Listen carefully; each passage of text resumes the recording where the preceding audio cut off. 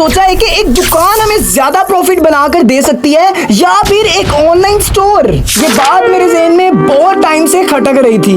तो आज की इस वीडियो में मैं ये सारे के सारे पैसे एक दुकान पर भी लगाऊंगा और एक ऑनलाइन स्टोर पर भी लगाऊंगा और देखेंगे कि अगले 30 दिनों में मैं इन पैसों को क्या डबल करता हूँ या फिर ये सारे के सारे पैसे लॉस में चले जाते हैं। पर यार इतने ज्यादा पैसे लगाने लगा हूँ, अगर आपने वीडियो स्किप कर दी ना तो आप ये कंटेंट मिस कर दोगे। तो मेक श्योर करना आप इस वीडियो को पूरा का पूरा देखना, क्योंकि अर्निंग का मकसद है शुगर से जिताना।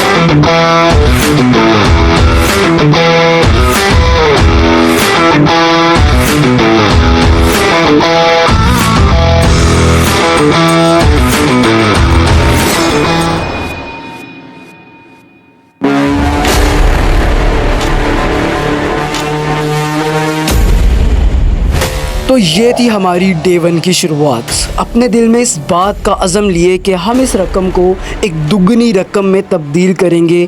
हम चल पड़ते हैं अपनी मंजिल के पहले कदम की तरफ, एक दुकान लेने की तरफ। हमारी कोशिश ये थी कि हम उन तमाम मार्केट्स को देखें जहाँ पर हमें एक मुनासिब रेंट मिल सके और जहाँ पर हम एक अच्छे कस्टमर के साथ डील कर सकें। और यार इतनी ज़्यादा मेहनत और इतना ज़्यादा ढूंढने के बाद हमें फाइनली एक दुकान मिल जाती है जिसका रेंट है पूरे के पूरे 40,000 रुपये। और 3 दिन की मेहनत के बाद हमारी दुकान की डील डन हो चुकी थी।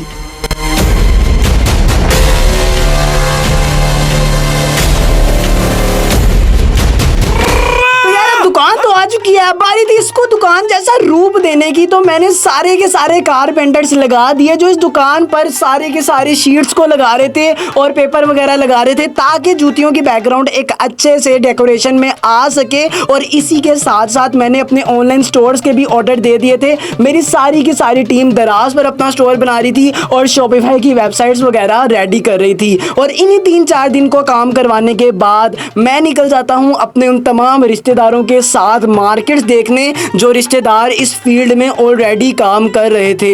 हमने तमाम उन मार्केट्स को हंट किया जहां पर हमें अच्छे रेट में एक अच्छी चीज़ मिल सके। उन्होंने मुझे बताया कि भाई ये दुकान सस्ती है, ये दुकान महंगी है, अब तुमने यहाँ से सामान लेना है, यहाँ से सामान हरगिज़ नहीं लेना। और मैंने 5 से 6 दिन के अंदर अपना सारा का सारा सामान पूरा कर दिया और सामान लेने में मैंने पूरे के पूरे 4,30,000 रुपये का खर्चा कर दिया। अब खर्चा तो हो गया, तो मैंने अपने साथ एक लड़का रख लिया जो मेरे सारे ऑनलाइन स्टोर्स की तरफ देखभाल करेगा और मैंने एक बच्चा रख लिया जो मेरे साथ दुकान पर काम वगैरह करवाया करेगा, क्योंकि भाई साहब मेरे से सारा का सारा काम अकेले से संभलने वाला कोई नहीं था। तो एक बंदा जो हमारे दराज के स्टोर्स को मैनेज कर रहा था वो सारी लिस्टिंग कर रहा था और एक बच्चा हमारी दुकान के अंदर सारी के सारे जूतियों को लगा रहा था। और ये सारा प्रोसेस हमने पूरे के पूरे 14 दिन के अंदर कंप्लीट कर लिया।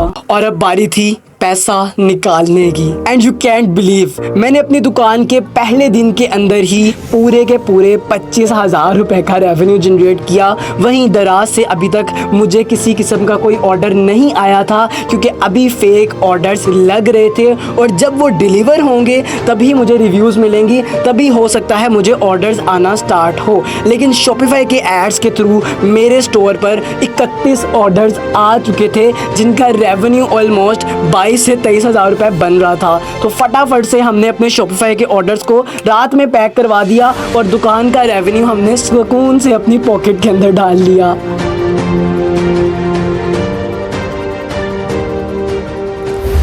फाइनली आ जाता है डे 21। मैं दुकान के सारे पैसे को निकालता, मैं उसको लिखता और मैं दोबारा से उसको री इन्वेस्ट कर देता।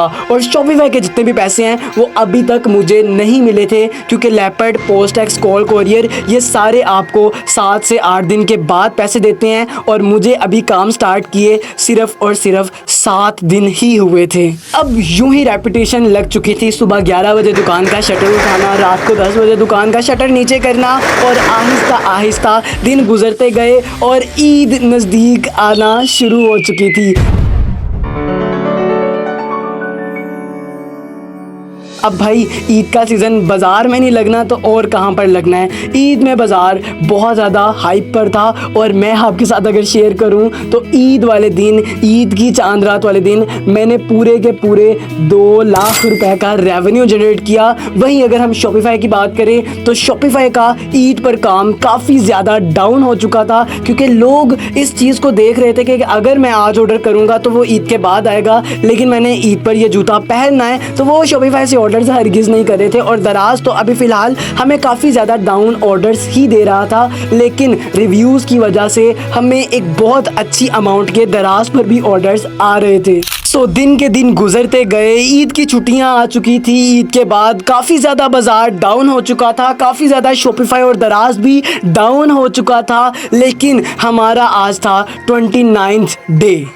आज का दिन था सिर्फ और सिर्फ हिसाब किताब का, क्या खोया क्या पाया, कौन सा प्लेटफॉर्म बेस्ट है, आखिर दराज ने ज़्यादा पैसे दिए, आखिर शॉपिफाई ने ज़्यादा कमा कर दिया, आखिर किसने मेरे ज़्यादा से ज़्यादा पैसे खाए। And now results are very shocking. मैं खुद हैरान हो गया ये देखकर। मैंने अपने अकाउंट से 6 से 6.5 लाख रुपए निकाला था। इस सारे काम को करने में इससे ज़्यादा के पैसे मैंने नहीं निकाले थे और मेरे अकाउंट में इस टाइम 2.5 लाख रुपए मौजूद है। और अगर मैं आपको अपनी दुकान की हालत दिखाऊं तो मेरी दुकान की हालत ये है। और आखिर ये 2.5 लाख जो मैंने सेव किया, ये मैंने दुकान से किया या शॉपिफाई दराज से किया, ये मैं अब आपके साथ शेयर करने जा रहा हूँ।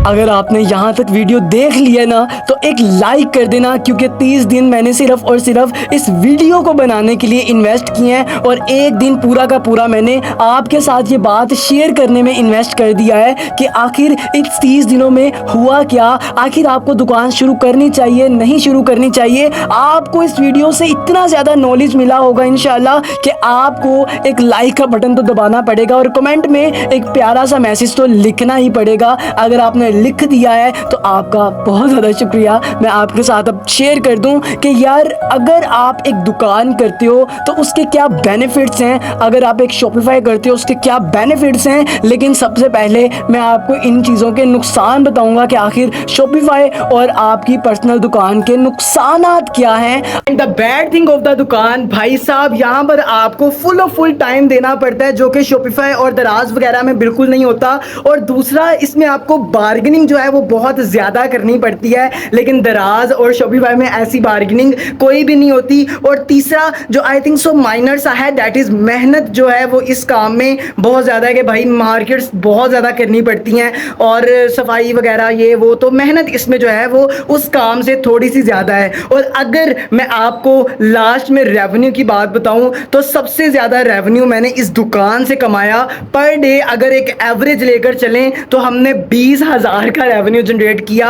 और शॉपिफाई की अगर बात करें तो शॉपिफाई में हमने स्टार्टिंग जो है वो थोड़ी सी स्लोली की, लेकिन उसके बाद शॉपिफाई भी हमारा बहुत ज़्यादा अच्छा जा चुका था। लेकिन शॉपिफाई में जो सबसे ज़्यादा बुरी चीज़ है वो है रिटर्न्स और इनकी फेल्ड डिलीवरीज, जो कि बहुत ज़्यादा तंग करती है। और यहाँ पर आपके जो पैसे हैं शॉपिफाई के पूरे हफ्ते बाद मिलते हैं, लेकिन दुकान पर आपको डेली के डेली 20,000 रुपये मिलते हैं। तो भाई साहब एक ओवरऑल अगर आपको ओवरव्यू बताऊं तो दुकान भी बेस्ट है और शॉपिफाई भी बेस्ट है। अगर आप शॉपिफाई कर रहे हो तो साथ अपनी एक दुकान भी बनाओ ताकि आप अपना स्टॉक जो है वो यहाँ पर रख सको। यहाँ पर एक बंदा रख दो जो यहाँ पर भी सेल करता रहे और आप शॉपिफाई पर भी करते रहो। आप यहाँ से भी पैसे लाते रहो और वहाँ से भी पैसे लाते रहो। अगर मैं अपना बताऊँ तो भाई साहब मैं नहीं कर रहा, क्योंकि भाई मेहनत बड़ी ज़्यादा है और टाइम बड़ा ज़्यादा है, मैं नहीं दे सकता।